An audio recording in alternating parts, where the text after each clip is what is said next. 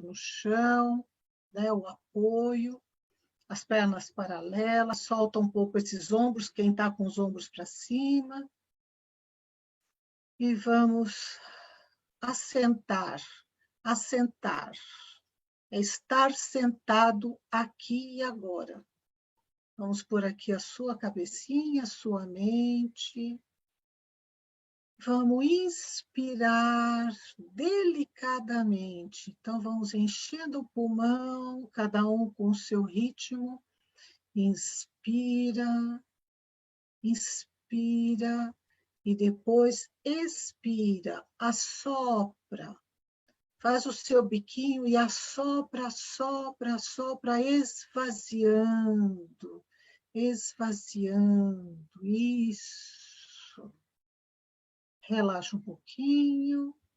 Vamos inspirar novamente. Inspira, inspira, inspira e expira. Assopra, assopra, assopra. Assentando. Vamos inspirar mais uma vez. Inspira, inspira e expira profundamente, sentindo a tua respiração, o teu corpo.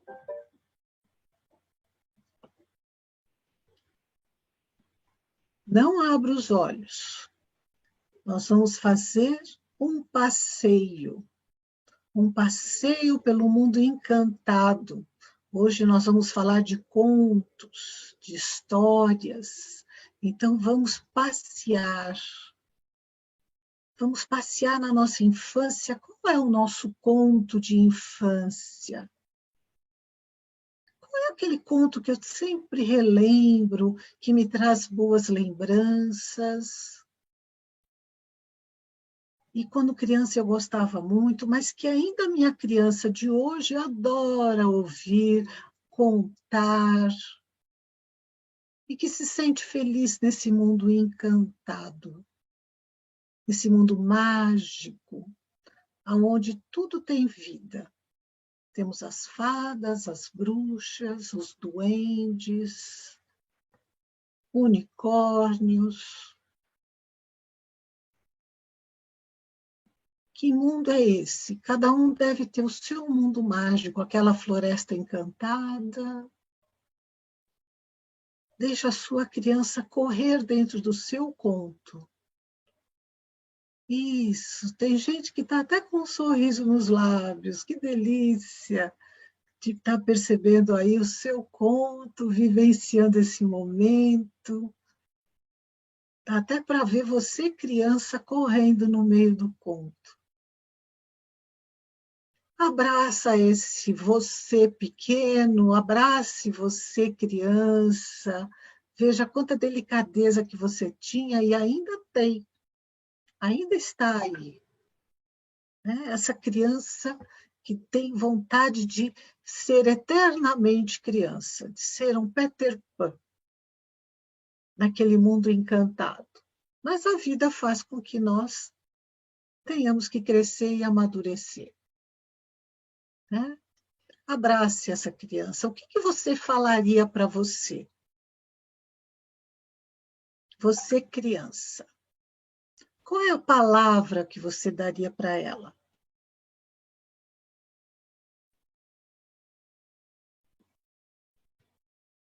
Isso. Agora libera essa palavra de amor, de carinho, libera para o universo. Vamos inspirar mais uma vez, bem profundo, e na hora de expirar, solta essa palavra de amor para todo o universo. Vamos soltar esse amor para esse universo todinho, para todas as crianças do mundo. Que elas recebam o encanto dos contos e da magia de viver, da magia de ser, da magia de estar criança. Assoprando, assoprando. soprando uma leve brisa. Agora a gente pode fazer assim, ó.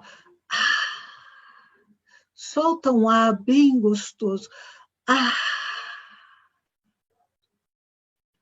Né? Mexendo os pés, mexendo as mãos, mexendo o corpo devagarinho, acordando. E vamos voltando para cá. Isso, voltando com um sorriso bem bonito, bem gostoso. Isso, quero ver todo mundo com um sorriso de criança aqui. E dá para vocês que estão chegando, abra as câmeras para eu ver vocês, porque é uma alegria grande ficar com as câmeras abertas, vendo o rostinho, chegou a Débora, né? Vendo vocês, é muito gostoso ver cada telinha aí abrindo. E dá para vocês hoje, meus bons ventos, sejam bem-vindos, com mais uma alegria, mais uma quinta. Olha, gente, eu estou lá para contar ainda quantas quintas nós estamos juntinhos, mas acho que a semana que vem eu faço essa conta, tá? Mas são muitas quintas e, ao mesmo tempo, são poucas quintas, porque passa tão rapidinho e nós estamos aqui sempre com uma novidade bem gostosa.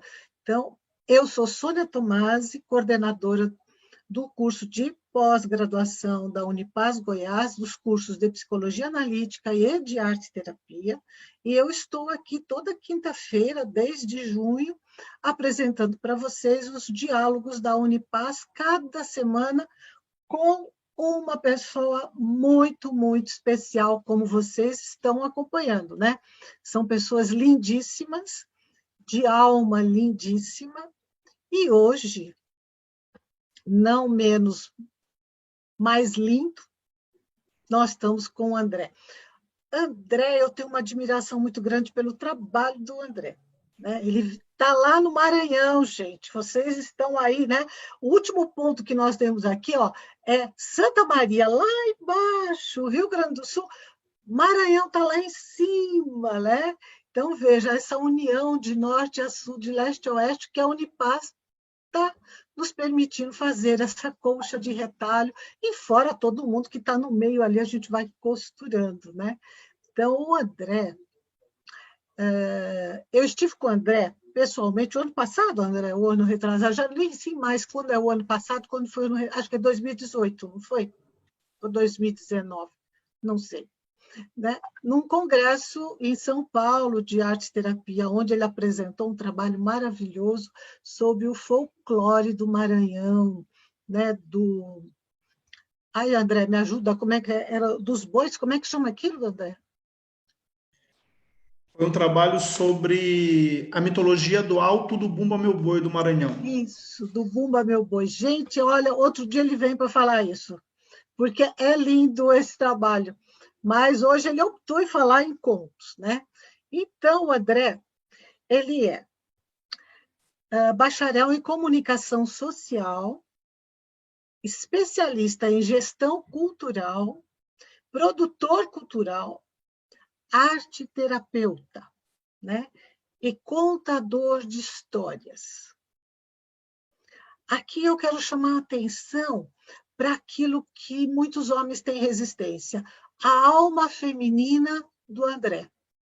Né? A alma feminina, porque, segundo Jung, só é a alma feminina que dá essa sensibilidade da música, da arte, né? Para o homem, né? E para o contador de histórias. E ele sabe contar histórias deliciosamente, como nós vamos ver hoje. Né? Então, André, a palavra é toda sua, seja bem-vindo, sinta-se acolhido, e eu estou honrada de te receber aqui, com todo esse carinho que a Unipaz, com essa colcha linda de retalho de pessoas que estão aqui para te receber e te ouvir, com todo o seu brilho, com toda a sua luz de contador de histórias. Obrigado, Sônia. Boa noite a todas, boa noite a todos. Estou muito feliz em compartilhar esse espaço hoje, ainda mais sabendo que tem gente dos mais diversos lugares. Né? Eu acho que essa modalidade do online tem permitido essa ampliação de rede, né? Esse tear que tem feito que a gente costure muitas relações e realmente tem sido muito importante, principalmente para a arte-terapia nesse momento. Primeiro, eu queria agradecer a Sônia pelo convite, né? Nós estivemos em São Paulo, Sônia, no ano passado, e estivemos em Salvador no ano retrasado, em 2018 estivemos em Salvador, também no Congresso de Arte-Terapia. Agradecer a Unipaz. É interessante estar com a Unipaz nesse momento, porque quando eu vislumbrei um caminho de terapeuta há muito tempo atrás, a Unipaz era uma instituição que eu pesquisava, né? Porque já há muito tempo oferece, né, esse caminho. Se eu não me engano, a Unipaz tinha alguma coisa sobre terapias comunitárias, eu acredito, né? E eu tive interesse há muito tempo atrás sobre isso. Agradecer também a Rosiane, que está aqui, da Unipaz Goiás, para dar uma assistência para a gente, a Cláudia, né, e a Unipaz como um todo, e a presença de vocês. Bom, vamos bater esse papo, né? A Sônia, quando me fez o convite para esses diálogos, eu não tive dúvidas que falar sobre o contador de histórias seria o melhor lugar para mim, né? Pela minha trajetória pessoal,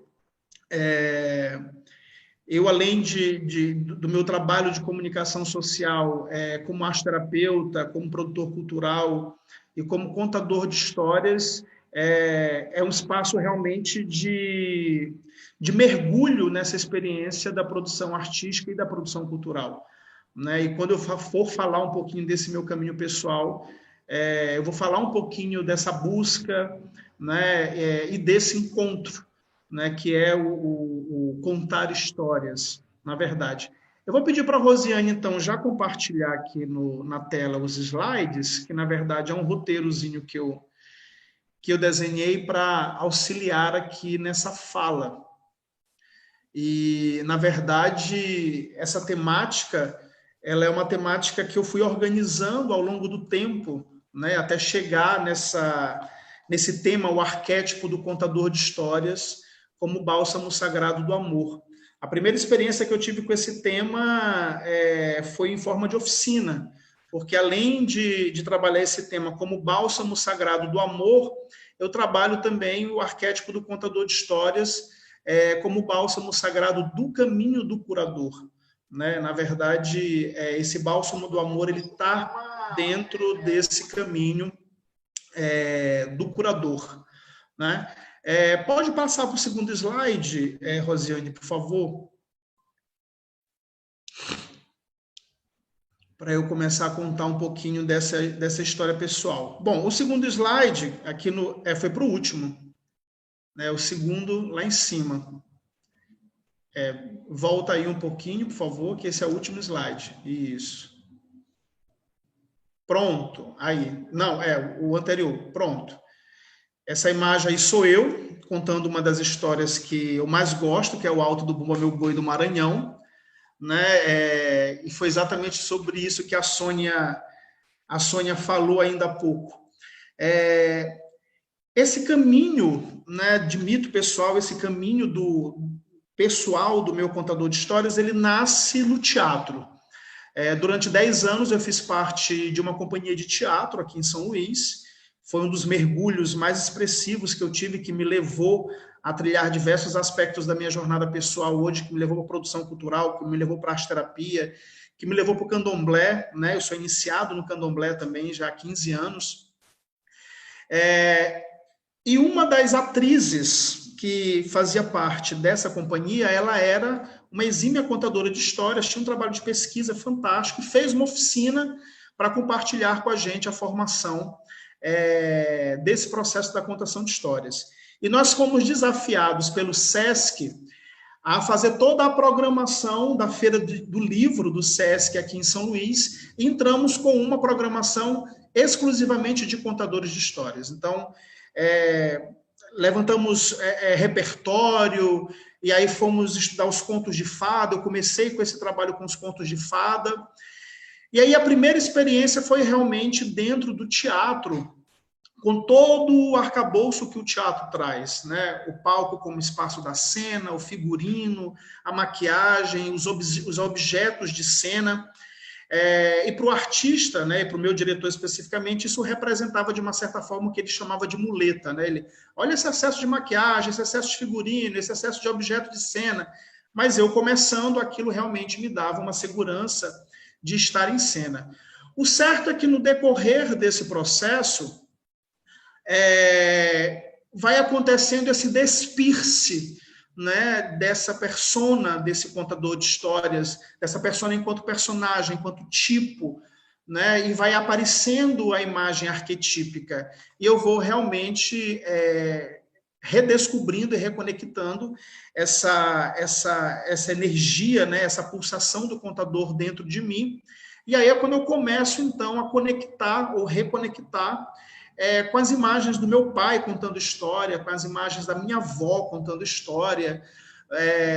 E a experiência do teatro me levou para uma imersão profunda com a cultura popular do Maranhão. Aqui no Maranhão, a cultura popular ela pulsa cotidianamente, né, no dia a dia da cidade.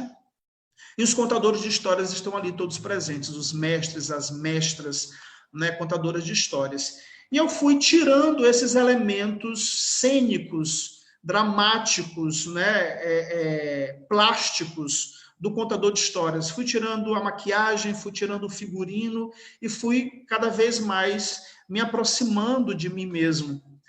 E ano retrasado eu tive uma experiência de participar de uma oficina com um contador de histórias do Burkina Faso, né, que é um país africano, e ele veio e trouxe a experiência do griot, do contador de histórias africano, e eu tive a oportunidade de fazer uma oficina com ele.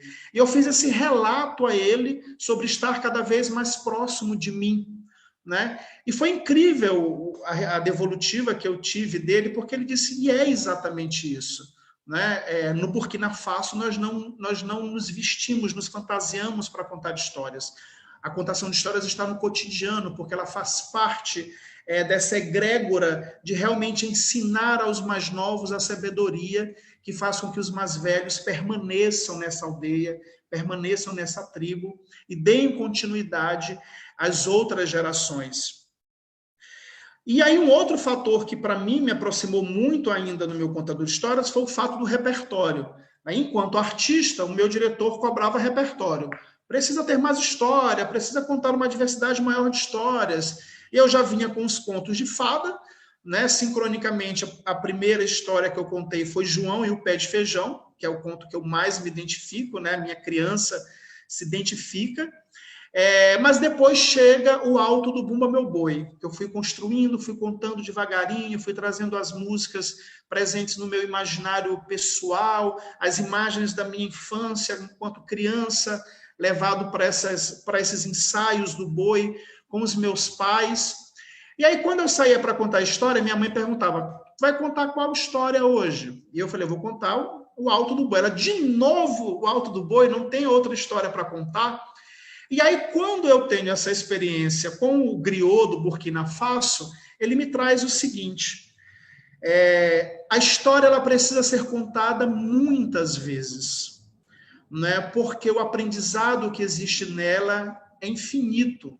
Ninguém aprende com uma história ouvindo apenas uma vez. É preciso que ela seja contada por diversas vezes. E quando eu ouvi isso, isso entrou como um bálsamo, né, para mim, para eu compreender o caminho de cura que contar o Alto do Boi reservava a minha experiência pessoal. Né? E a minha formação em teatro é no teatro de rua, principalmente, né? O que fez com que o meu contador de histórias pudesse chegar em todos os lugares, contar uma história embaixo de uma árvore, sentado numa calçada, né? Nunca fui para um palco. Aliás, eu fui uma vez para o palco com o meu contador de histórias, eu me perdi completamente, porque eu não conseguia enxergar os olhos das pessoas, eu não conseguia contar para todo mundo e para cada um, né? Eu perdi a plateia de vista, e isso me atrapalhou muito. E realmente eu comecei a ficar mais consciente sobre o ato de contar histórias e a troca que existia com o ouvinte. No momento em que eu doava, no momento em que se ouvia, eu recebia de volta um conhecimento novo acerca daquela experiência. Então, falar do meu caminho pessoal como contador de histórias é importante no sentido de compreender exatamente por onde a gente vai percorrer para falar sobre esse arquétipo, sobre essa imagem interior que a gente tem pulsando, que é ancestral, né, que tem a ver realmente com uma herança, uma história que ela é tanto do ponto de vista arquetípico familiar, como do ponto de vista arquetípico histórico, do imaginário coletivo, né? E aí a gente vai ter as imagens do pajé enquanto contador de história indígena, do griot enquanto contador de histórias africano, das nossas avós, né? Dos nossos mestres da cultura popular, e a gente termina, na verdade, compreendendo que não se ensina ninguém a contar histórias. Na verdade, a gente apenas toca o tambor para que o coração desperte e acorde os aspectos criativos da alma para que a gente possa se lembrar do contador e da contadora que existe dentro de cada um de nós. Pode passar, Rosiane, para mim, por favor.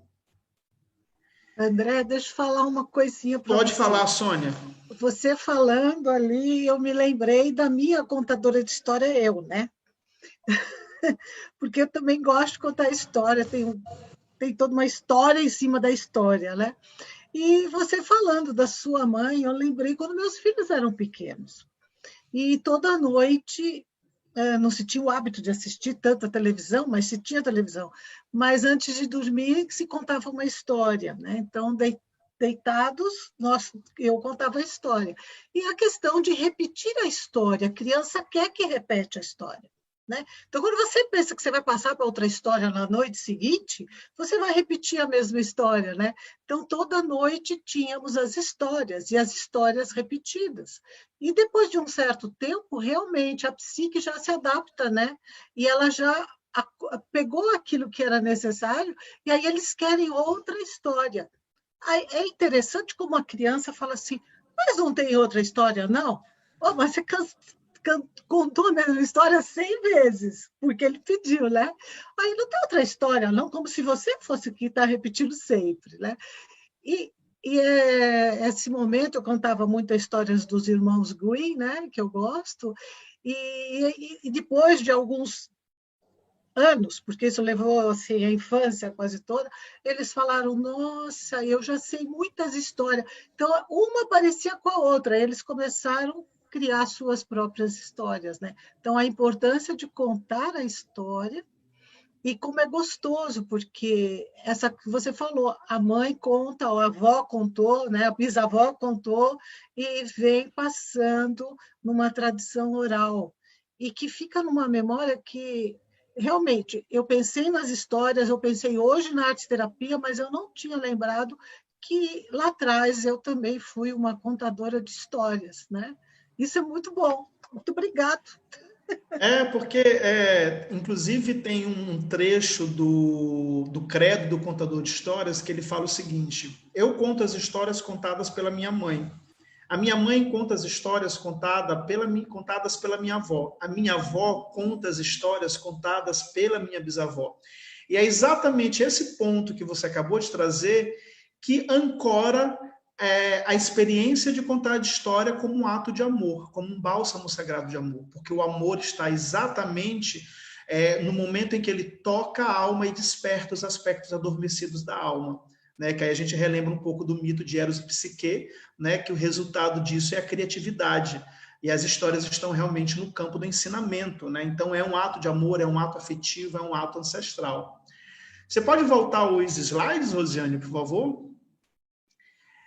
E aí, nesse próximo slide, onde eu trago realmente o referencial, lá o slide de número 3, por favor. Vai subindo aí um pouquinho. Volta. Isso, bem aí. Pronto, obrigado. Então, essa abordagem do bálsamo sagrado é um conhecimento que eu tive a partir de uma literatura, né, que depois eu vou aqui disponibilizar para vocês, que é o Caminho Quádruplo, que é um livro, não sei se vocês conhecem, no estudo da experiência do teatro mitológico, do teatro antropológico, do teatro ritual, eu cheguei até esse livro, que ele fala exatamente sobre o caminho quádruplo, né? O caminho do curador, o caminho do mestre, o caminho do visionário, o caminho do guerreiro. E quando eu chego no caminho do curador, é onde eu conheço e reconheço essa abordagem sobre os 4 bálsamos sagrados do caminho do curador. Né? E o que ele fala? Ele fala, na verdade, que a humanidade, isso é uma abordagem cultural xamânica, tá? Que tem a ver com uma mitologia dos índios americanos, né? É uma mitologia ameríndia. E essa abordagem, ela fala que a humanidade, os xamãs mais antigos, os xamãs velhos, né, eles dizem que a humanidade, que existem 4 coisas que a humanidade jamais poderá deixar de fazer, que é cantar, dançar, contar histórias e ficar em silêncio.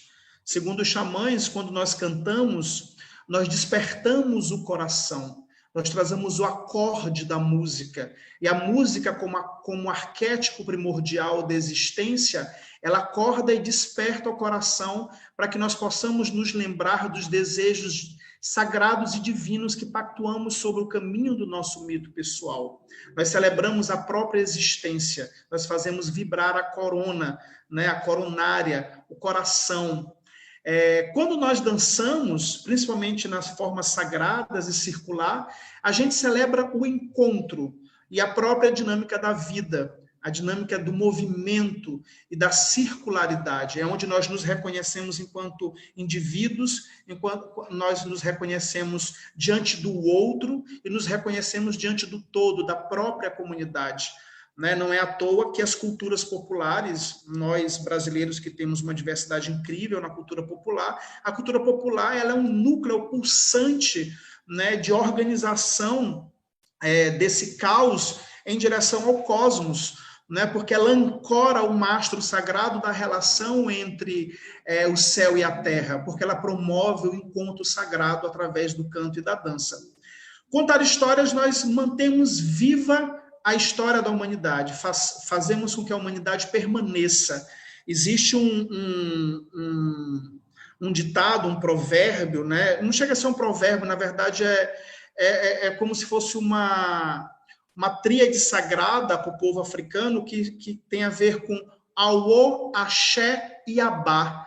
Né? Awo é o segredo, Axé é a efetivação, Abá é a permanência. Então, quando se fala Awo, Axé e Abá, que o segredo faça com que você permaneça nessa existência. E o segredo está exatamente nas histórias.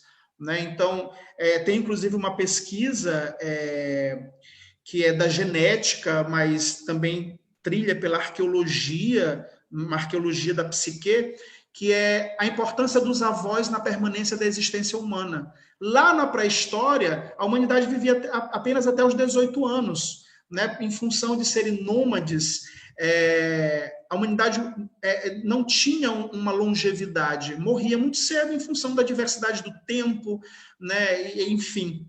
Quando começa, e aí o processo expressivo entra bem aí, o poder da arte, quando começa a se descobrir na relação com a natureza essas tecnologias expressivas, e o barro entra para esculpir os potes, a palha entra para armazenar o alimento, a humanidade começa a se manter mais em determinado território e começa a ter outras gerações. É quando surgem os avós.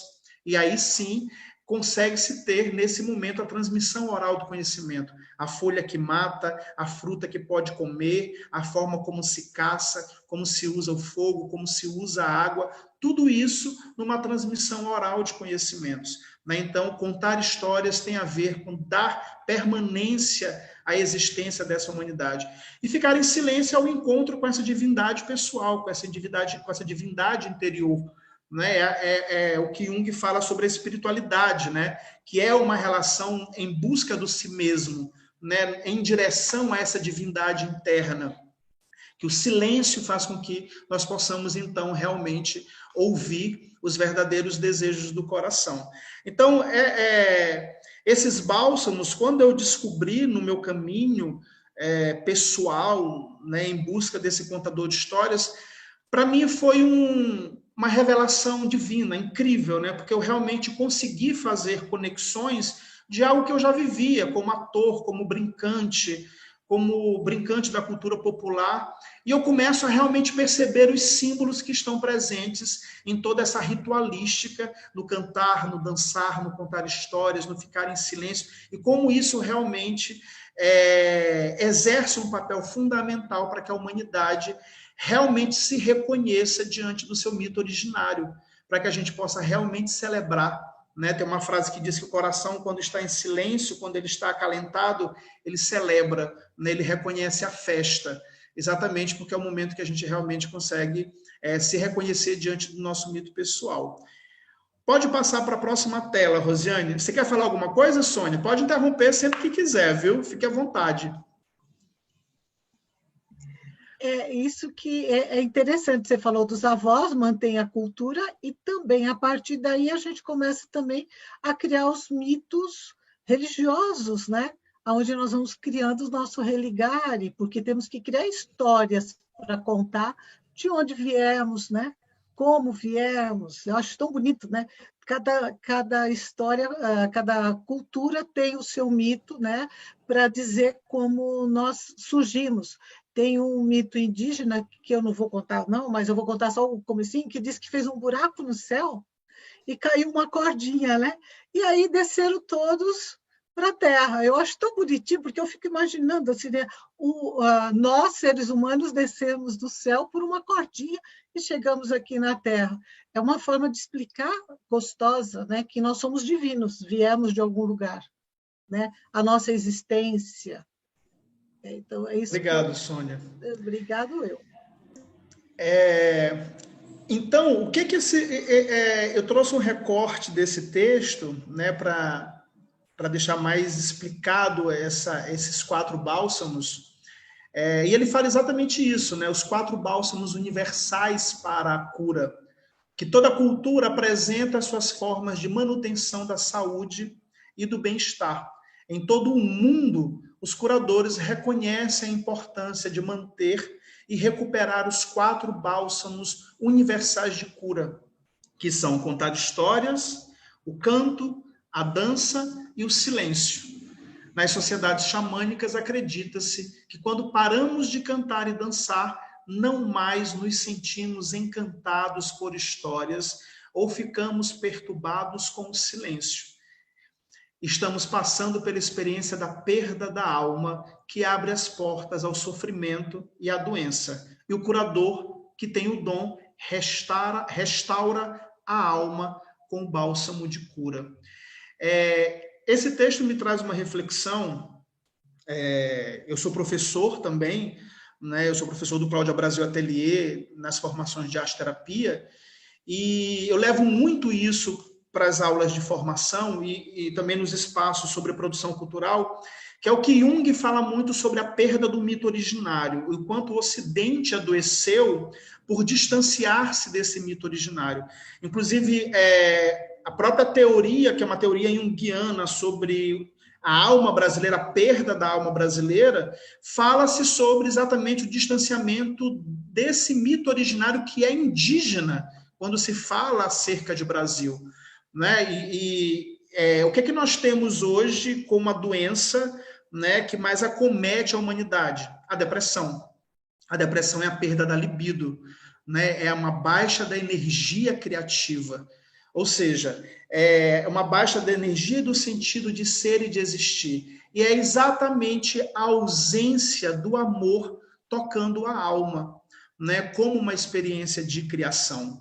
Exatamente porque a perda desse mito originário vai nos distanciando de ritos que são essenciais para nós compreendermos e termos uma noção do nosso estado de pertencimento, ao que nós realmente fazemos parte. No momento em que existe esse vazio afetivo, a alma, então, entra numa solidão e num vazio onde a doença ocupa o espaço como uma experiência de alerta sobre aquilo que precisa ser recuperado, sobre aquilo que precisa ser visto.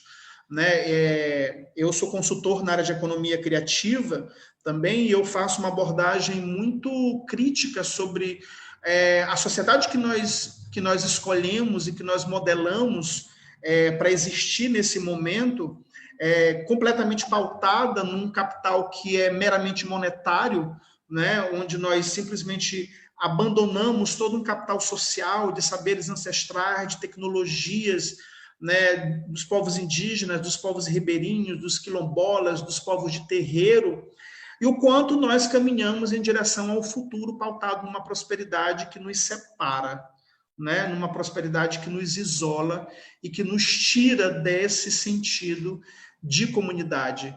E aí nós temos um complexo colonialista que nos leva a compreender um processo de civilização eurocêntrica, né, pautada numa mitologia greco-romana, e nós esquecemos de olhar para os nossos mitos originários. Então, esses 4 bálsamos sagrados de cura têm muito a ver com voltarmos e reaprendermos a cantar, a dançar, a contar histórias e a ficar em silêncio, assim como os nossos ancestrais, né? Assim como os povos indígenas, assim como os povos de terreiro.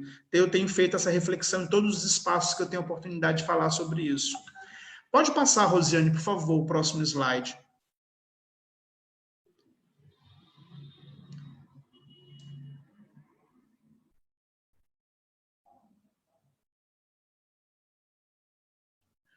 Isso. E aí, como a gente fala nesse caminho do curador, né, onde eu pego exatamente para a gente compreender o porquê que esse contar histórias é um bálsamo sagrado de amor. Né? Essa abordagem, ela fala que o caminho do curador é o caminho do coração, do sentimento, o coração pleno, aberto, límpido e forte. O recurso humano desse curador é o amor, né? Hoje, por exemplo, no campo das terapias, a gente tem discutido muito isso, né, Sônia? A gente não fala mais sobre processos terapêuticos sem a presença do afeto. O afeto está ali. A experiência terapêutica é uma experiência de amor. A experiência oracular é uma experiência de amor, porque ela é iniciática, porque é o momento que o amor toca a alma e desperta os aspectos adormecidos da alma, para que o ímpeto criativo venha à tona e realmente a gente possa fazer uma conexão com essa alma criativa e possamos nos lembrar do nosso mito pessoal. Né? E esse bálsamo sagrado desse caminho do curador é exatamente contar histórias. E o instrumento desse curador, desse contador, é o tambor. E aí tem uma história muito linda que quando eu comecei a descobrir isso, eu fiquei realmente encantado e percebi que eu realmente estava caminhando por uma jornada do qual eu realmente pertencia. Né? Quando eu descubro o tambor, o fato de ser iniciado no candomblé, os tambores muito presentes, o espaço ritualístico, a dança sagrada, circular, né? E aí eu começo a fazer uma pesquisa sobre esse simbolismo do tambor, e aí eu vou simplesmente descobrir, eu vou dizer que eu vou descobrir, né? Que na verdade o tambor ele recria um dos sons mais primordiais, que é o som do coração. Né? O tambor é o som do coração, é um som de Gaia, né? É o som maternal, é o som da grande mãe. É o primeiro ritmo e o primeiro acorde que nós conectamos ainda no momento de criação, enquanto feto, no processo gestacional, é a pulsação do coração materno que nos dá os primeiros acordes sobre uma perspectiva de existência. Quando esse tambor é tocado, né, esse coração naturalmente desperta.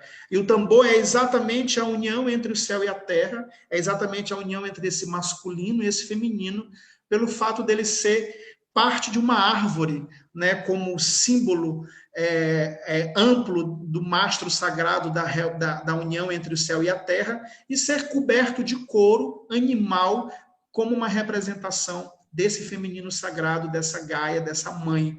Então, o tambor nada mais é do que o toque divino do encontro entre esses opostos, entre esse masculino e esse feminino, entre o céu e a terra. E no momento que ele é tocado, o coração é despertado, e acorde tem exatamente a ver com isso, né, de acordar o coração e nos despertar sobre uma memória que nós, por algum motivo, esquecemos em função de nos distanciarmos desse mito originário. No jogo de Búzios, no jogo de Eri de Ologum, que é uma tradição oracular africana, dos trechos de invocação do oráculo, que ele fala sobre Okan Mimó, Okan de Bobolaió, né, que quer dizer Ocã, que é coração. Então, ele fala que nesse momento o coração fale sobre os seus desejos verdadeiros, porque a experiência oracular é isso. Não vamos falar sobre nada do que não se conhece, apenas vamos ter consciência sobre algo que nós, por algum motivo, esquecemos. Sônia, eu queria te ouvir um pouquinho, então, para a gente antes de passar para o próximo slide, que eu estou sentindo que tu está vibrando para falar, Meu compartilhar com a coração gente. está aqui, assim, a pinote. Uma que você está me devendo uma jogada de búzios desde 2018. Eu vou cobrar em público, quem sabe em 2028 eu consigo, mas tudo bem. Eu ainda estou na fila. Então, o tambor, né? O tambor ele é tão mágico, como a gente está falando, né? É o som do coração, né?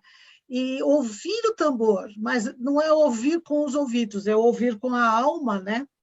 Porque tem gente que fala que não gosta de ouvir, porque está ouvindo aqui. Não, é ouvir com o corpo, com a alma. E ouvir que o nosso corpo tem esse som do tambor, não é só o coração, porque o coração bombeia o sangue e as células estão lá vibrando naquele ritmo. Então, é o corpo inteiro. Quando você falou, Sônia, você está aí assim, eu estou assim, né? Que eu estou ouvindo os tambores tocar, né? Aquela delícia. E quando aqui tem algumas pessoas que acho que nunca entraram num terreiro de candomblé ou de umbanda, mas quando é possível, seria bom visitar, tirando os preconceitos, principalmente porque a maioria que está aqui, a arte terapeuta, precisa tirar os preconceitos do que é um terreiro, né? Então, eu queria lembrar que o terreiro, gente, é terra, é pé no chão, é terra. Você está no terreiro é casa, é o quintal que não tem cobertura de nada, não tem cimento, está no terreiro. Então, pôr os pés no chão, pôr os pés na terra e também tirar o preconceito do tambor, da música, isso é afro, né? É o afro brasileiro aqui, nosso, cantando, tocando as suas origens. E em todos os cursos que eu tenho oportunidade, eu quero limpar essa área. Porque limpar o quê? É limpar o nosso terreiro, é a nossa terra, é o nosso povo, somos nós. Você pode ter vindo de qualquer outro lugar do mundo, mas nós estamos no Brasil e somos nós, filhos brasileiros, né? Então, quando o tambor toca, né, eu adoro ouvir o som do tambor, e aí eu falo, bom, agora eu vou deixar a minha imaginação voar, né? Vou deixar minha alma voar, sem medo, sem preconceito. Pertence a uma cultura, pertence a um grupo de pessoas. Né? Como nós falamos na live da Hélida, pertencer é uma coisa, crer é outra, se auto-permitir estar nos lugares é outro. E isso faz parte do arte-terapeuta, ele tem que estar em todos os lugares enquanto curador. Enquanto curador, porque se tivermos preconceito enquanto curador, nós não vamos conseguir curar. Eu só tenho preconceito de uma coisa, eu não vou conseguir ser esse curador na sua íntegra, na sua totalidade, né? Você não precisa ser do candomblé, da umbanda ou de qualquer outro culto religioso. Siga o seu, mas aprender a respeitar do outro, né? Aprender a respeitar o tambor batendo, é a terra batendo, né? É o pé no chão, é bater o pé no chão. E eu vi um documentário que agora eu não vou lembrar, quem me conhece sabe que eu gosto de falar de coisa que eu não lembro, que assim conseguiram colocar um som no meio da terra, foi profundo, né? Furaram a terra, foi aprofundando, aprofundando, aprofundando, e dizem que lá bem, não sei se é o centro, mas lá no interior da terra tem o barulho do tambor. É a vibração da terra, é a vibração do tambor, né? O tum, tum, né? Aquele barulho de coração batendo, né? Vibrando. Eu achei isso muito lindo, porque isso está no nosso peito, está nas nossas células e também está na nossa música, né? Na nossa música que é tão bonita. Então, você trazendo isso é um bálsamo realmente para o coração, né? Sim, e falar sobre terreiro, aproveitando a tua fala, Sônia, os terreiros eles são espaços de resistência.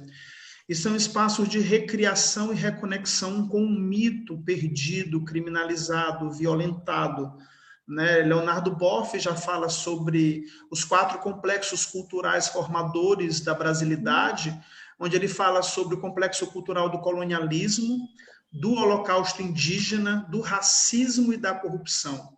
Então, é importante nós termos consciência sobre a atuação desses complexos na nossa concepção de mundo, de civilização, de história, para estarmos atentos sobre o olhar que temos sobre as coisas.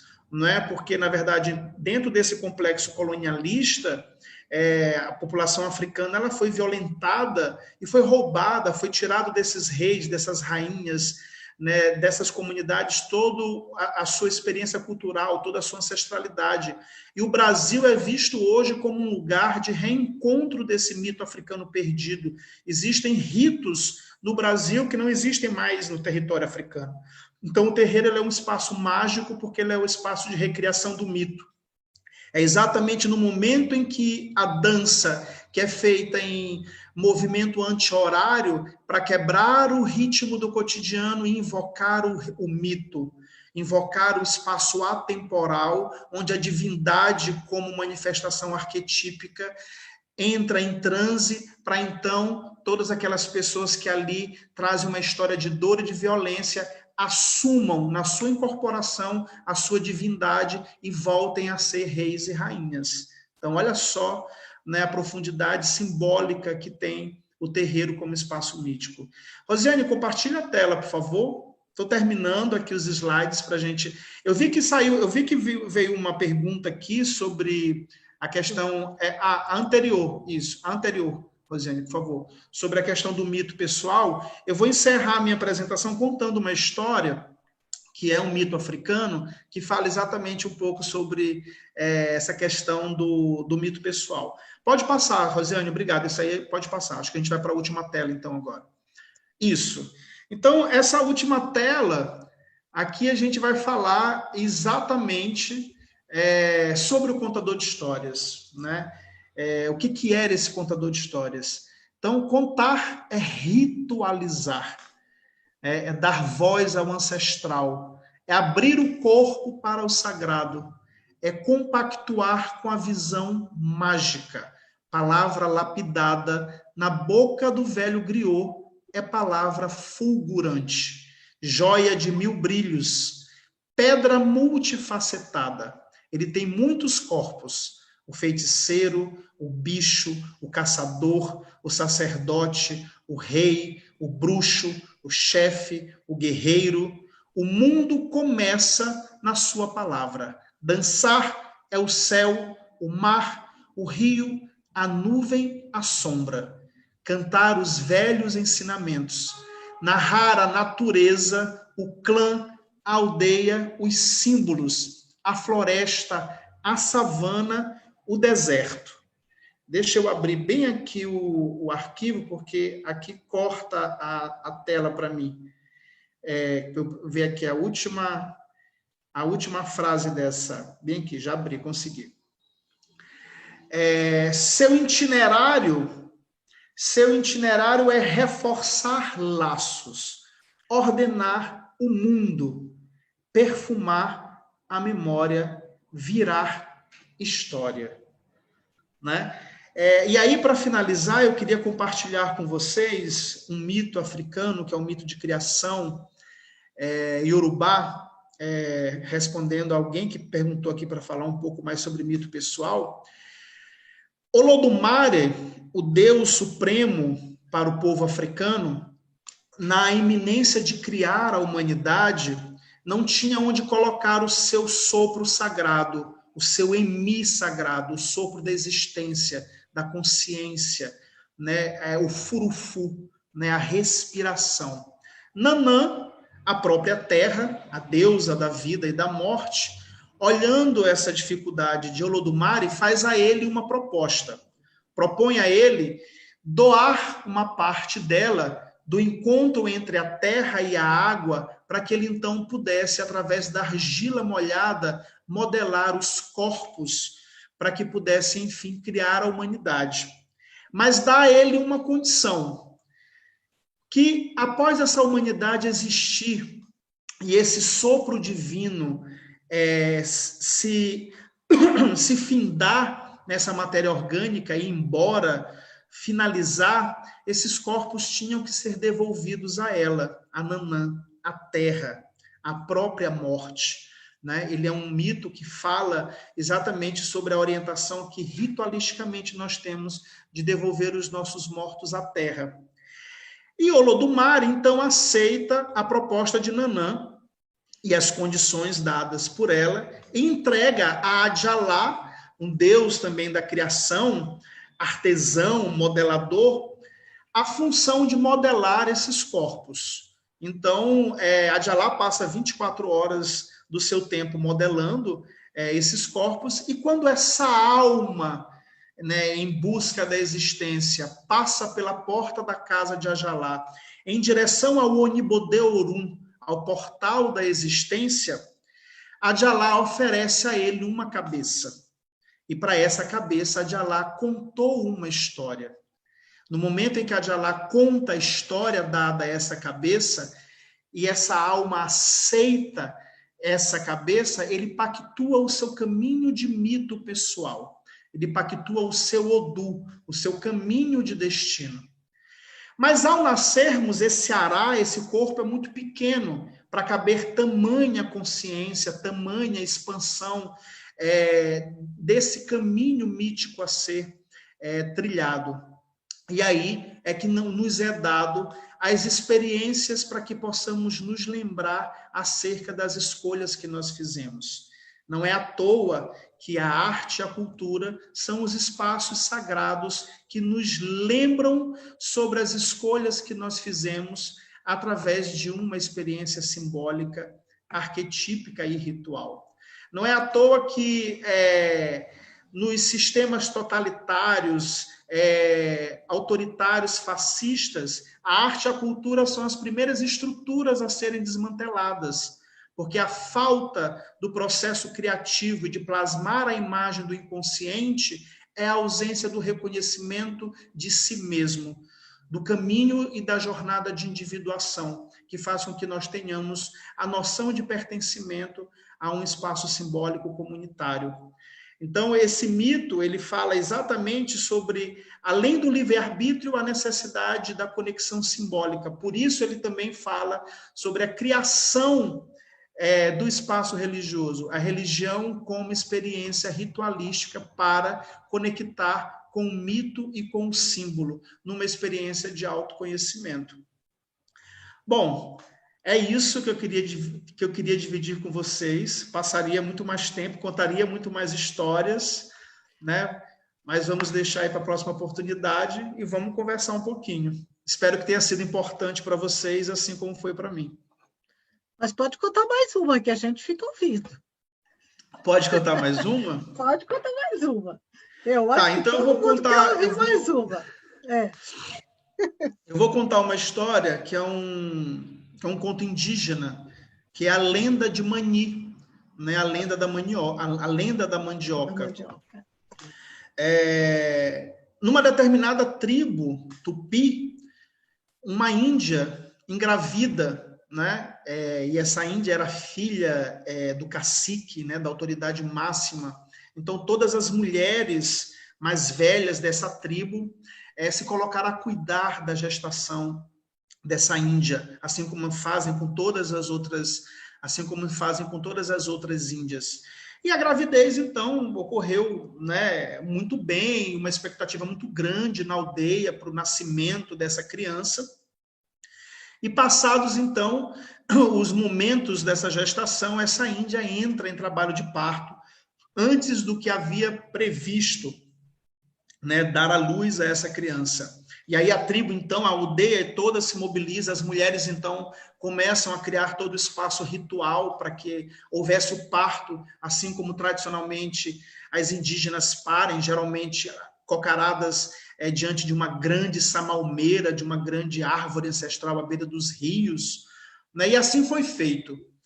Essa criança foi lavada com as águas do rio e essas mulheres voltaram de dentro da floresta para a aldeia com esta criança. Para surpresa da aldeia, essa criança trazia a pele branca como a lua e foi batizada de Mani, né? Com a pele branca como a lua, alva como a lua. E Mani foi uma criança que contagiou a aldeia pela sua alegria, pela sua felicidade. Parecia o que a gente chama as crianças velhas, aprendia muito rápido a sabedoria dos ancestrais. Mas 7 anos depois, Mani foi acometida por uma panema, por uma enfermidade que simplesmente ninguém conseguia compreender o que estava acontecendo, ninguém conseguia entender os sintomas. Toda a aldeia se reuniu para poder tentar curar Mani dessa panema. Os pajés, as mulheres mais velhas trouxeram banha de cobra, trouxeram água do rio, fizeram os banhos com as ervas mais antigas e mais curativas, fizeram defumação com os cachimbos e absolutamente nada fazia com que Mani reagisse. Mani, então, foi adoecendo no fundo de uma rede até o dia que Mani, então, morre. No dia que Mani morreu, a aldeia inteira ficou extremamente afetada, impactada pela morte dessa criança. Afinal de contas, também era a filha do pajé. Era quem mostrava à aldeia a prosperidade de crescer e ser uma sábia velha.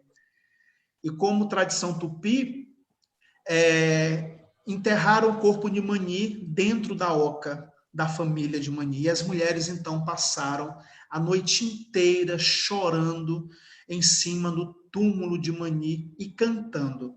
Sente o Oiá, sente o Oiá, reina coruna, reina ro, reina coruna, reina ro, sente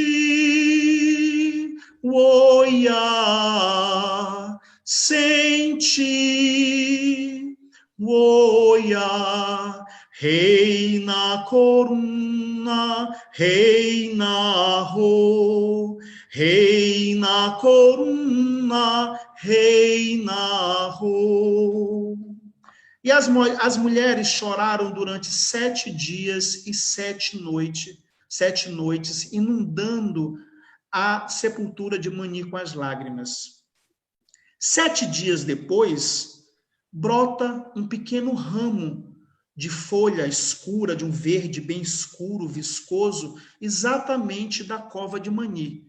Todos ficaram curiosos para saber o que estava acontecendo e ficaram observando o que iria acontecer a partir daquele dia. Esse ramo começou a crescer, a se espalhar, a frondar todas as suas folhas. E então, um belo dia, o pajé resolveu cavar um buraco em torno da raiz dessa planta para então descobrir a origem dessa planta. E logo no início, bem ali rasinho, encontrou a raiz dessa planta, uma raiz viçosa, de casca grossa, né, escura como a cor da terra. E ao passar a enxada na raiz, eis que a casca revela, por baixo da sua frondosa casca, uma pele alva, alva como a lua, alva como a pele de Mani. E os indígenas, então, resolvem experimentar tudo o que aquela planta tinha. Então, descobriram que da folha conseguia se fazer um grande cozido, que depois de 7 dias cozinhando, aquela folha liberava-se do tanino da sua toxina e podia alimentar a aldeia. Descobriram que colocando de molho aquela raiz e ralar, poderiam fazer um caldo que chamaram de tucupi, né, muito viçoso e muito nutritivo, e puderam também alimentar a aldeia. Que dessa massa fermentada de molho na margem do rio, podiam então tirar uma massa viçosa e podia se fazer bolo, podia se fazer beiju, podia se fazer tapioca, podia se fazer farinha. Então, em função desta planta ter nascido em cima da cova de Mani, dentro da oca da família, resolveram batizar essa planta de mandioca. A oca de Mani. E então nasce a lenda da mandioca, tornando-se então a planta sagrada dos povos indígenas, por ser completamente aproveitada em tudo para alimentar o povo e toda a aldeia. E essa é a lenda de Mani. Oh. Ai. Então, isso que é bonito, né? Nós não sabemos a história, comemos mandioca, comemos tapioca, comemos o bolo, comemos tudo, né? E não sabemos a história. E o quanto é sagrado saber a história. Eu acho que depois desse conto, na hora que nós fomos comprar mandioca, né? Cozinhar a mandioca, ou fazer o bolo, ou fazer a tapioca, ou fazer alguma coisa, nós vamos lembrar que a mandioca é sagrada. Nas outras lives, eu trouxe essa questão do sagrado. Tudo que nós comemos é sagrado, vem da terra. E nós simplesmente tem uma questão, Sônia, super importante, para eu devolver a fala para você. Hoje nós vivemos uma questão, quando Leonardo Boff fala desse complexo cultural do Holocausto indígena, é algo que nós realmente precisamos parar para olhar. Nós, enquanto arte-terapeutas, principalmente, enquanto curadores, né, quando existe todo esse movimento com relação ao registro, ao reconhecimento do território indígena, não está se falando apenas de um território geográfico, está se falando de um território mítico, porque o alimento indígena tem a ver com uma soberania alimentar, que tem a ver com um espaço mítico. A maioria dos mitos indígenas estão relacionados ao que a floresta oferece a esses povos. Você vai encontrar a presença do jacaré, você vai encontrar a presença do peixe, da onça, das aves. Né? Então, não tem a ver com o território geográfico, tem a ver com o território mítico. Né? Assim como houve o holocausto dos povos africanos, né? E que há essa redefinição, essa reorganização enquanto terreiro, como espaço de resistência, de reconexão com esse mito perdido, distanciado, roubado, né? Violentado. A mesma coisa os povos indígenas estão passando, sendo que não é dado a eles um outro espaço para ritualizar, né, o seu mito coletivo. E que nós temos que aprender esses contos, esses mitos, e a respeitar e a contar também, a passar para frente, não é só respeitar. Nós temos que passar os contos para frente, porque isso faz parte da nossa alma brasileira. Isso é a nossa alma brasileira, é o nosso povo de origem. E que, enquanto brasileiros, nós não temos consciência de que eles são os donos da terra. Né? Se nós pensamos na nossa descendência que vem de fora, nós somos visitantes. Eles são os donos da terra e nos acolheram muito bem. Né? Então, a nossa história está sendo morta por nós mesmos, porque está na nossa boca. Nós podemos contar, nós podemos saber os contos indígenas. Então, a gente sabe por aí, ninguém sabe o conto indígena. Por isso que eu estou falando agora, depois dessa live, a mandioca vai se tornar importante. Ela tem que ficar importante. E nós temos que respeitar a mandioca como da terra, porque é nossa terra, é nossa raiz. Né? E daqui a pouco nós estaremos mortos, porque não teremos mais o nosso povo. Como você falou, não é um território. Eu tenho um projeto aqui em São Luís que se chama Cozinha Ancestral, né? Que é um espaço cultural que a gente trabalha com a culinária ritual. E com a pesquisa, com esse trabalho, com a experiência, eu descobri algo também com as minhas experiências terapêuticas, que o alimento que te nutre é o que nasce próximo a você, porque tem a ver com a tua mitologia pessoal e coletiva.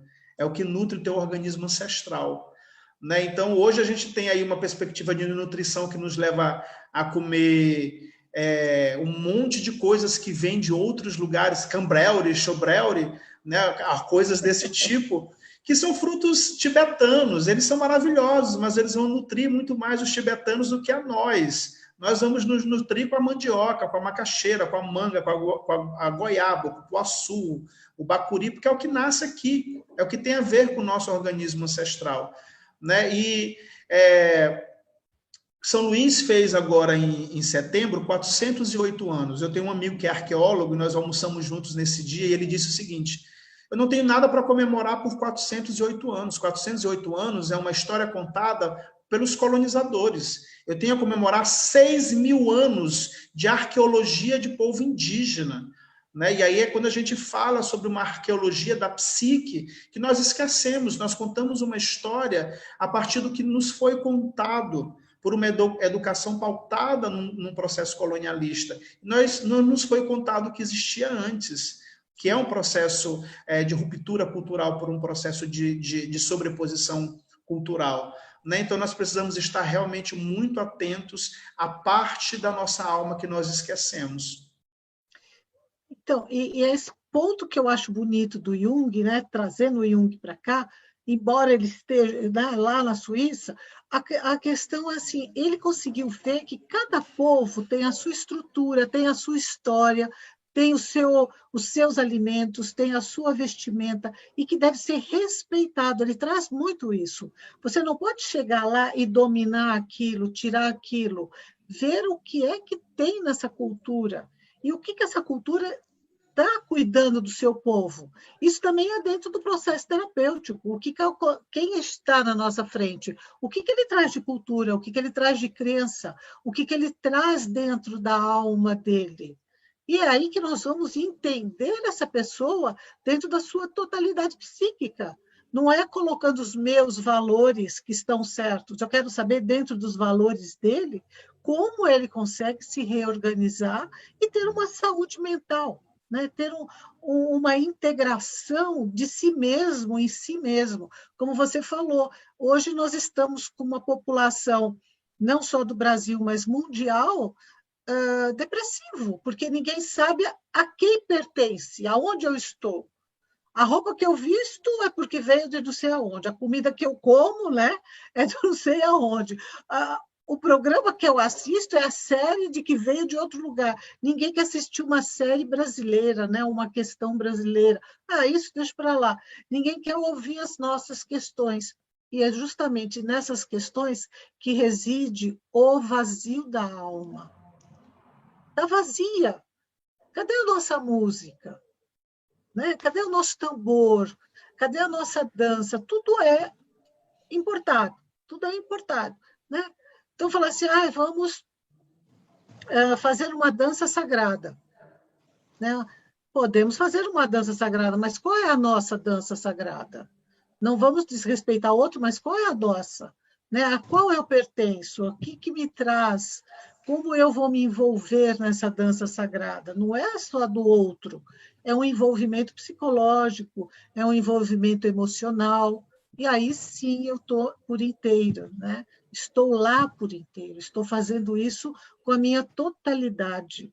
E quando o sujeito traz do processo terapêutico essa totalidade, cheio de coisas assim, isso aqui eu não posso, isso aqui eu não posso, isso aqui eu não quero, isso aqui eu não sei.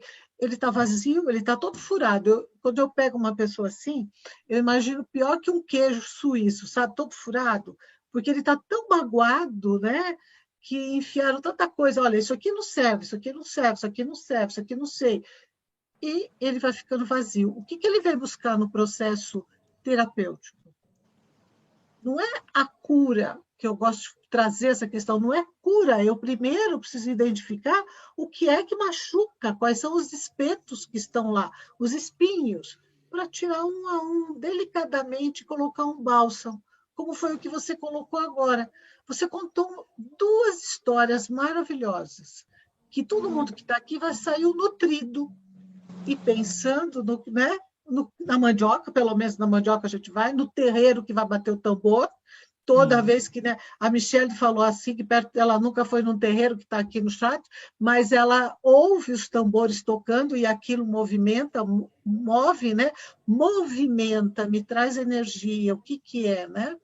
Então, essa questão de entender o outro. Ao entender o outro, eu começo a entender a mim mesmo.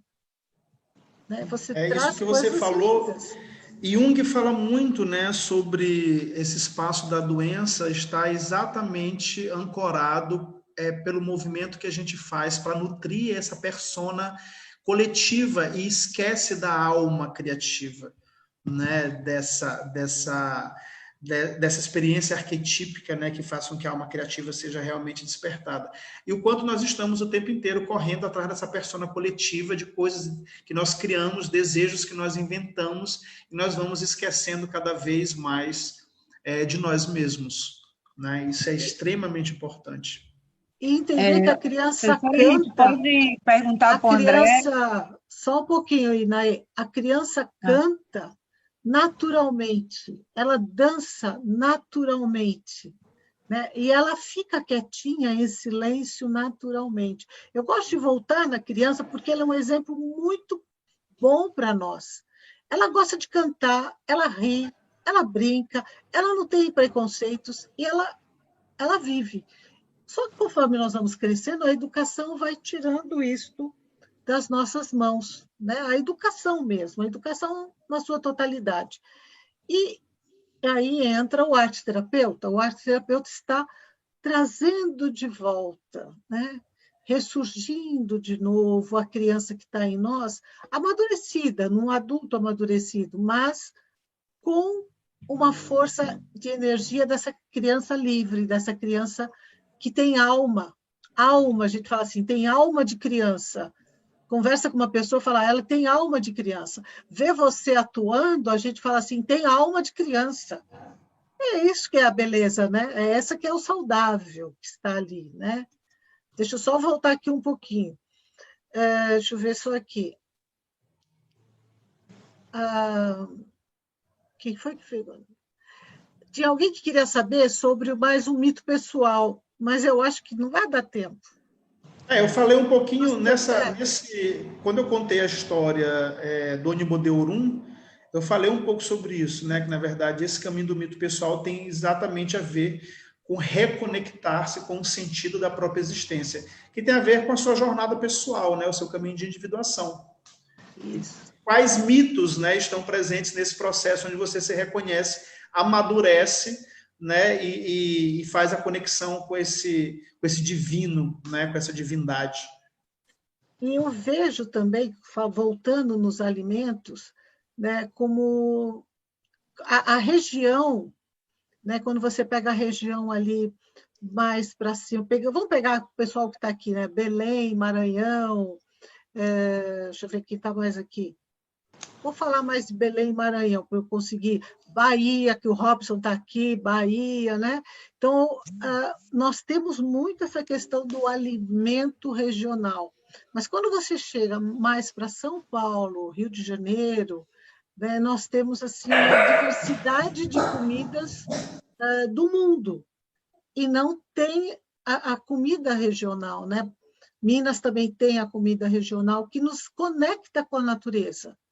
Aqui tem esse vazio, eu sinto assim, não sei se tem mais alguém de São Paulo que sente assim, um vazio, não tem essa conexão, né? Quando eu fui para Belém, a Vandinha que está aqui, a Inaê que está aqui, né? Hoje o Carlos não está, queriam me dar toda a comida regional que tinha. Vamos comer isso, vamos comer aquilo, vamos comer aquilo. Nossa, comi de tudo que tinha e eu queria saber como é que faz isso, de onde vem? E tudo era uma planta, tinha toda uma preparação, né? Como você falou, tem todo um cuidado de levar, de preparar. E quem prepara também tem que ter uma alma, né, para preparar. Porque não é qualquer um que vai lá e prepara aquelas comidas exóticas que elas me deram, maravilhosas. Mas eu não sei fazer aquilo. Aí eu também acho que entra essa alma do cozinheiro, né? Chamar cozinheiro, que sabe preparar, né? Que sabe preparar, e o Robson está ali balançando a cabeça, que ele sabe do que eu estou falando, que sabe preparar aquele alimento, né? Uma maniçoba, um tacacá. Isso, né? Ou até a nossa pipoca da Afro, né? Sim. Pode falar. Não é só uma pipoca, né? Pode falar, Inaê. Inaê, nós temos 5 minutos, vamos rapidinho, meu amigo. Boa noite, André. Foi um prazer, né, falar um pouco sobre essa questão cultural, né, André? Que eu gosto mais de falar do que digitar, porque eu estou muito cansada hoje para estar digitando, mas vai ser rápido assim, né? Essa importância, né, que nasce dentro da essência, né, humana, né, cultural, isso que a nossa professora Sônia nos coloca, André, aqui em Belém, né, eu sou Inaê, de Belém do Pará, e, de fato, esses contextos, ele vem nos acompanhando dentro da nossa cultura, né?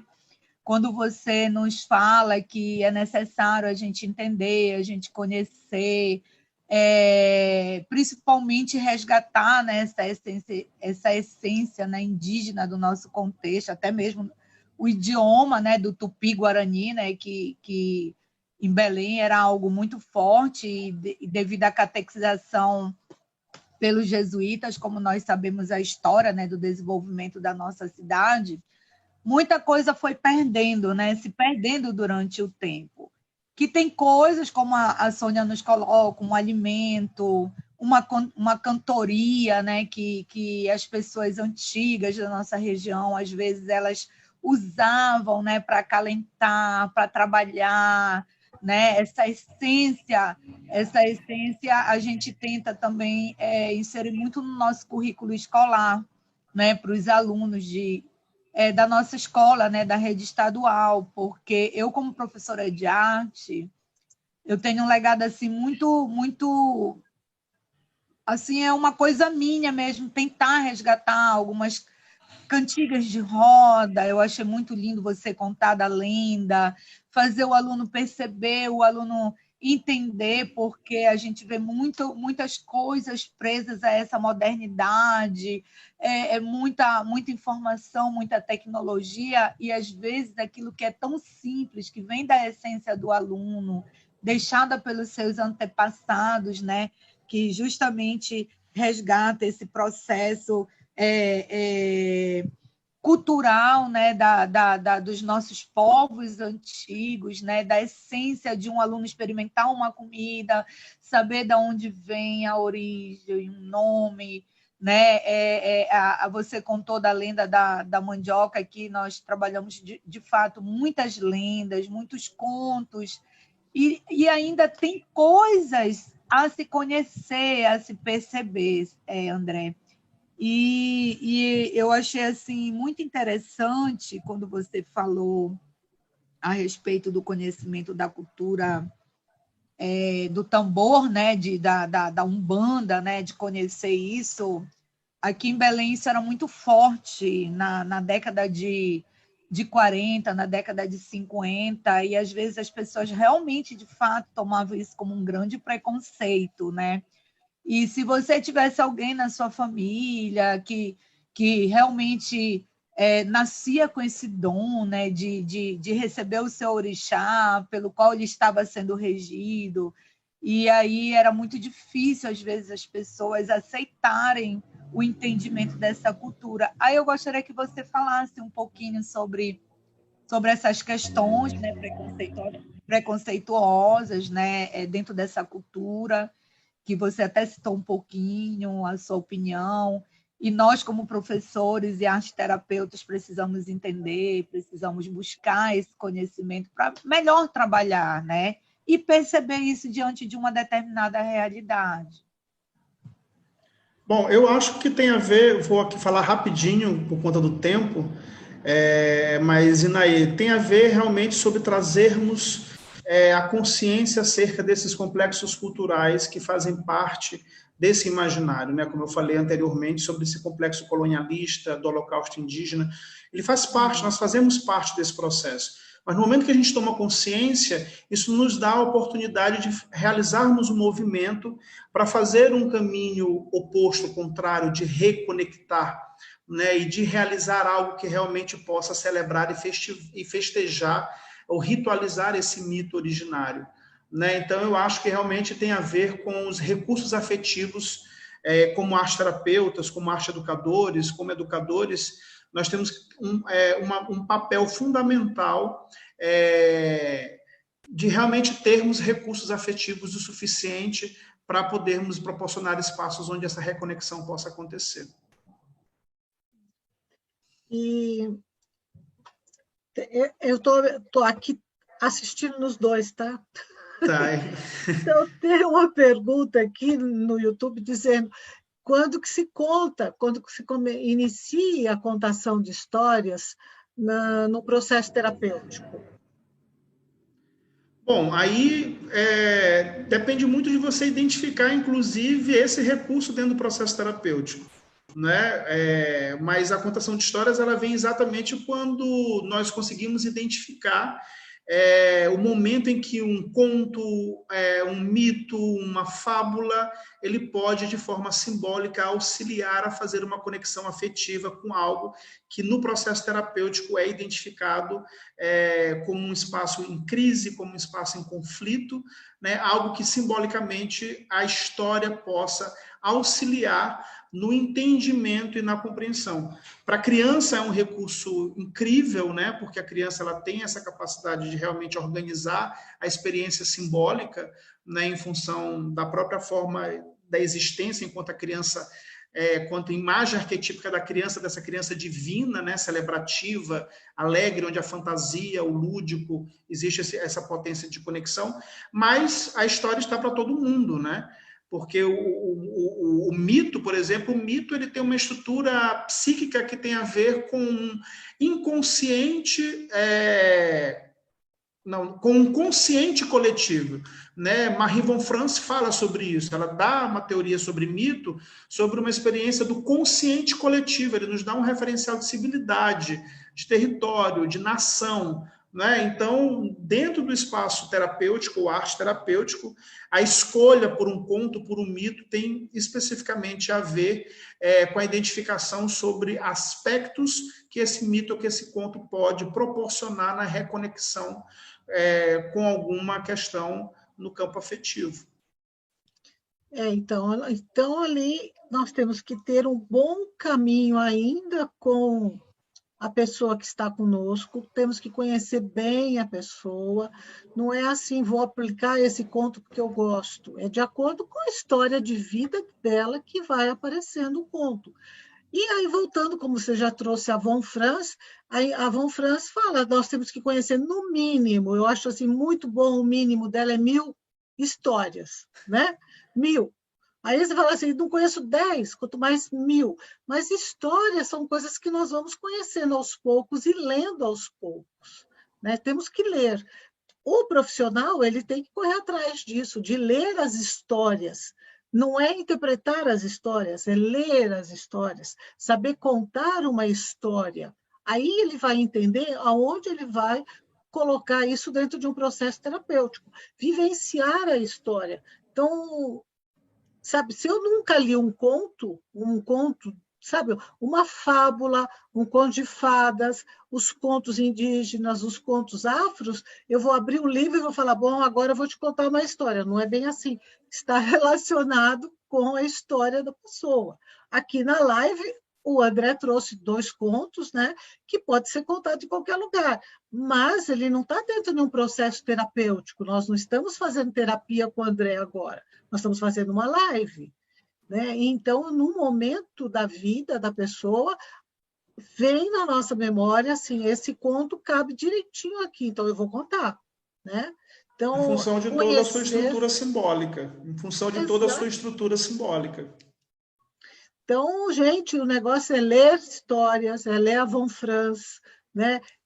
Buscar as histórias na sua essência, a história pela história, sentir a história pela história, porque um bom contador de história só conta quando ele sente a história, sabe? Se ele não sente, não vai. A gente conta aquilo de forma metálica, né? Assim, não tem ressonância. E do jeito que o André contou aqui, todo mundo se arrepiou. Então, é esse arrepio que é o curador, né? O Quiron em nós acionado para acionar o Quiro que está na nossa frente, do sujeito que está na nossa frente. Então, nós temos isso. Nos cursos, geralmente, eu tenho um seminário que eu falo dos contos, dos mitos, para quem está fazendo arte-terapia comigo. Acho que a Cláudia também tem, lá com o André também tem. A maioria dos cursos de arte-terapia tem essa parte de contar histórias, né? E nós estamos chegando ao fim. Essa é a parte difícil. Ainda mais com um tema desse, né? Não dá vontade de parar nunca. Não dá, é para contar muito, né? Muitas coisas. E saber que nós podemos viver essas histórias em qualquer momento, mas não é buscar respostas, é deixar as respostas surgirem. Muitos aqui já estão lendo Mulheres que Correm com os Lobos, estão aplicando, tal. A minha orientação é o seguinte, quando você lê, leia, e deixa ver o que flui em você. Anota lá, faz teu desenho, mas deixa fluir, deixa fluir. E depois nós vamos usar isso num processo com outra pessoa, né? Então, toma cuidado de não querer fazer um oráculo aí de histórias para as pessoas. Até Né? porque, Conta como essa, já conta aquela. dizem, até porque, como já dizem os griots, uma história precisa ser contada muitas vezes, né? Porque existem muitos aprendizados. Então, tem a ver com tempo também. E principalmente aprendizado para quem conta, né? Porque nós que contamos vamos descobrindo sempre uma coisa nova. Exatamente. Repetimos as Primeiro, a mesmas história nos palavras. afeta, né? Primeiro, a história nos afeta, nós, contadores, para que então nós possamos levá-la adiante. A gente precisa primeiro ser afetado por ela. Bom, gente, olha, chegamos aqui, né? Mais um final de quinta-feira. Então, eu já quero deixar o convite já acionado para a semana que vem, que nós vamos, olha, André, nós vamos falar de mitos a semana que vem. Nós vamos falar dos mitos gregos, do feminino nos mitos gregos com a Lúcia Soares. Tá? Maravilha. Então, você vê que os temas estão entrelaçando e nós vamos crescendo juntos, né? Sim. E trazendo para todos aqui um conhecimento a mais durante esse período, que eu acho que é um momento bom. E eu gostaria de ficar te ouvindo aqui a noite inteira, eu tenho certeza que você tem, assim, muitas e muitas histórias para contar, né? Muito gostoso. Mas, quem sabe, em 2021 nós continuamos contando e você volta, né? Espero que a pandemia Preferencialmente termine. presencialmente agora, né? Morrendo de vontade de me encontrar com as pessoas presencialmente. Mas enquanto nós não podemos, vamos usando aqui os mecanismos que estão a nosso favor. Estamos aqui juntinhos. E para o meu grupo aqui, né? Para os da Unipaz e também todos dos outros lugares que já foram meus alunos, quem sabe a gente vai assistir o Bumba Meu Boi no Maranhão? Que tal, Robson? Vamos lá? Né? A gente já foi ver a dança a Iemanjá em Salvador. Agora, podemos voltar para Salvador? Não estou abrindo mão de Salvador nem um pouquinho, tá? Salvador Também é queremos incrível. visitar Nisila Silveira no Rio, mas vamos ver o Bumba Meu Boi no Maranhão e em Belém, que também tem. Que é lindo também. Tem um boi né? bumbá, né? Em Belém. Bom, Sônia, obrigado também pelo convite, né? Muito grato por essa experiência, por ter trocado com vocês. Venham realmente ver o Bumba Meu Boi no Maranhão, porque é algo mágico. A cultura popular no Maranhão está viva, está na rua, está no cotidiano. Eu queria encerrar, então, já que tu trouxeste o Bumba Meu Boi, eu queria encerrar com uma música que você conhece, inclusive, que eu cantei lá no encontro em São Paulo. Eu queria festejar a cultura do Maranhão nesse momento, homenagear os maranhenses que estão aqui nessa live com a gente, que é uma música de César Teixeira, que se chama Boi Mimoso. Eu gosto de falar, antes de contar uma história, eu sempre falo o seguinte, que os contadores de histórias, eles estão em todos os lugares, em cima das árvores, na beira dos rios, na beira dos mares, e de lá eles observam tudo o que acontece no mundo inteiro e saem por aí contando em forma de histórias, de mitos, de fábulas, de contos, mas também contam através das músicas, porque a música também nos conta história. E é uma história sobre o boi que essa música de César Teixeira conta.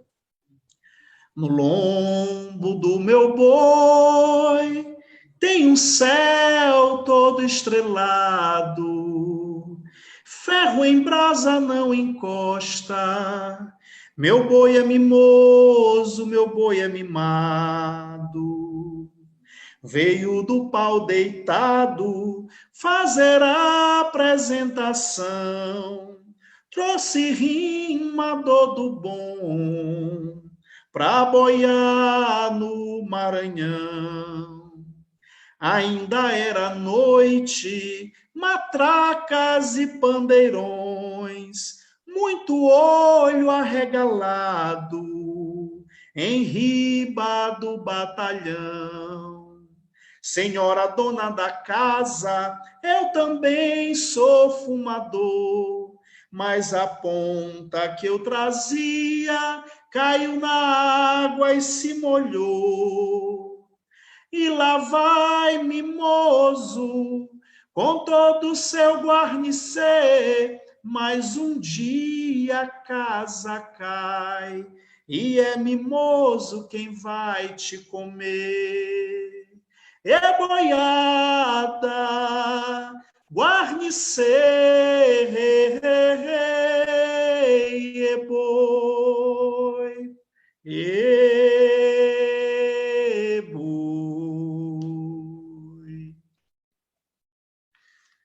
Obrigado, minha gente. Boi Gente, bate palma aí! Não, olha, maravilha! Que delícia! Sensacional, professor, mandou bem. Maravilha. Eu tenho meu tambor aqui, ó, que Sandra... depois da aula, nunca mais eu deixei ele deitar em pé, porque eu lembro da história que você contou que ele sente lembrança de ter sido árvore. Aí ele Isso, os tambores não podem ser guardados em pé, porque ele lembra que ele é uma árvore, ele começa a crescer e ele empena, ele tem que ser guardado deitado. Eu sempre vejo aqui, lembro. Massa demais. Bom, gente, nós temos que ir. A Sandra lembrou que Santa Catarina, bem lembrado, né, Sandra? Aqui eu esqueci de Santa Catarina, que tem o boi de mamão, né? Sim. Interessante que temos boi para todo lado. Acho que um dia nós vamos ter que fazer uma live só de boi, tá?